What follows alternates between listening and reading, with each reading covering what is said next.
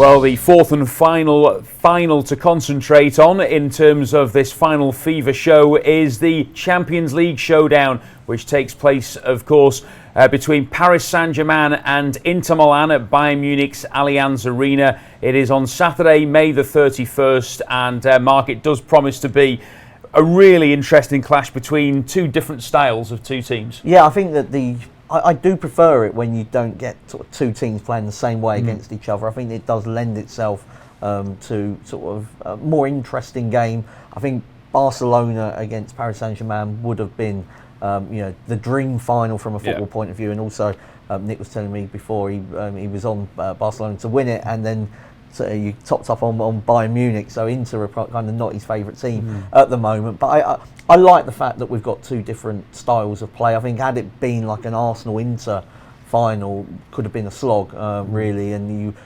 recent trend in Champions League is for low-scoring games. I think the fact that Paris are there means that you're going to get an open game, but it's not a completely one-sided game, because having beaten Bayern and Barcelona, Inter have shown that they really like sort of playing as the underdog, but also on the counter-attack. So I think it's set up to be a brilliant game. Champions League final is always my favourite match of the whole year, and I can't wait for it.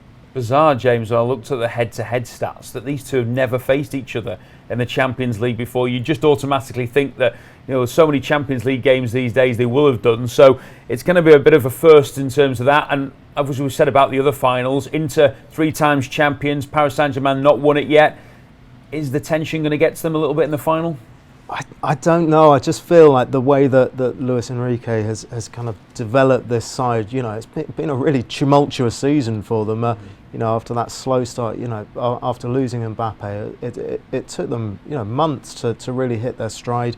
Dembele was dropped for the league phase defeat at Arsenal for disciplinary reasons, and you don't want to retrofit the narrative too much, but looking at the way that they've played since kind of November, December, there is that incredible team ethos, and Dembele, a player who scored 3 league goals last season, is suddenly the most lethal finisher in the competition. And the other thing you'd say in PSG's favour is, you can ink their starting 11 in.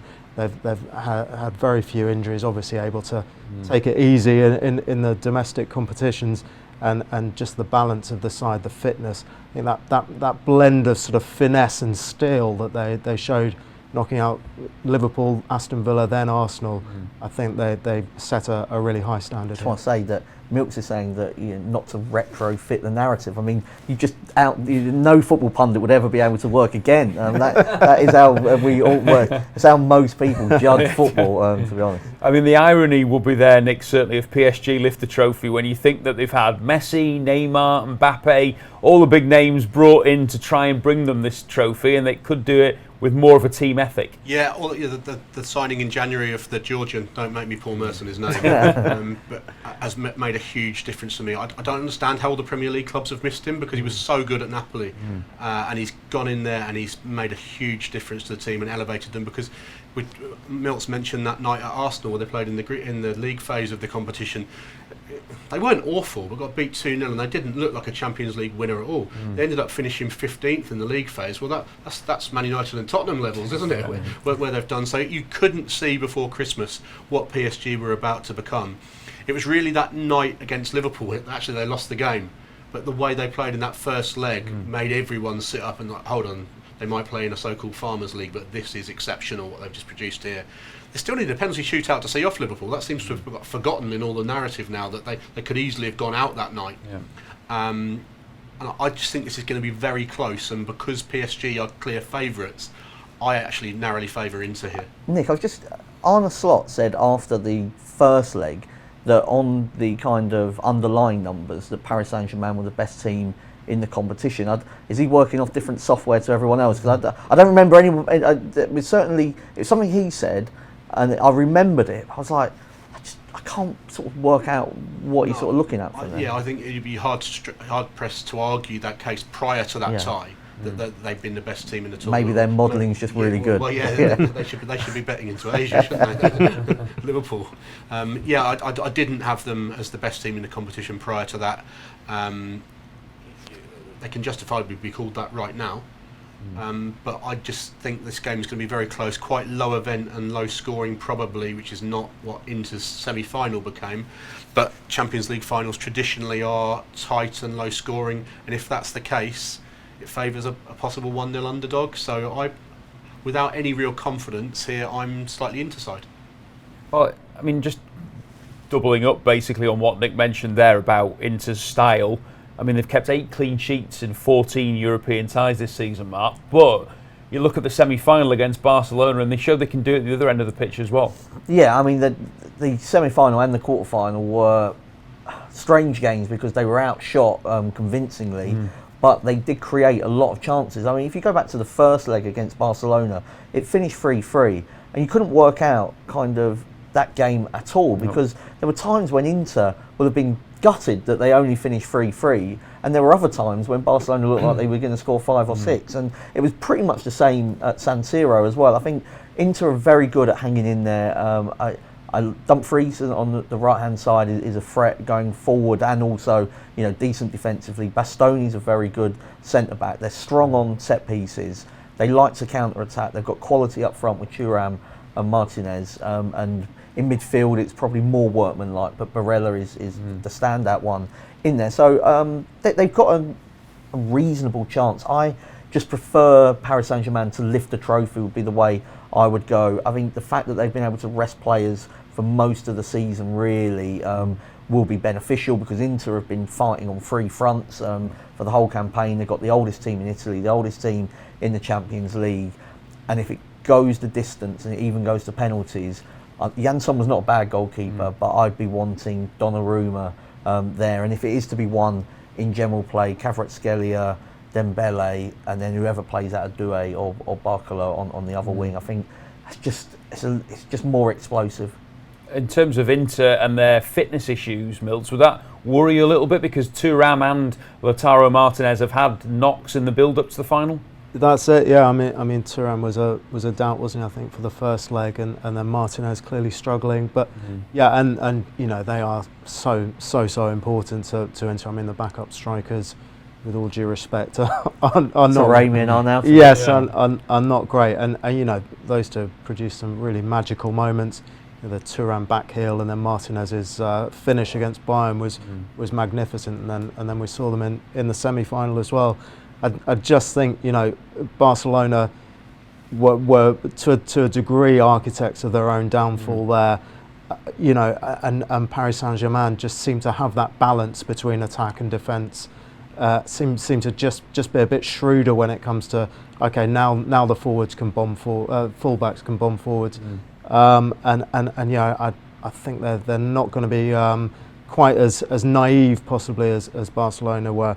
I think it will be an open final actually. I'd be edging towards Paris Saint-Germain to win and both teams to score.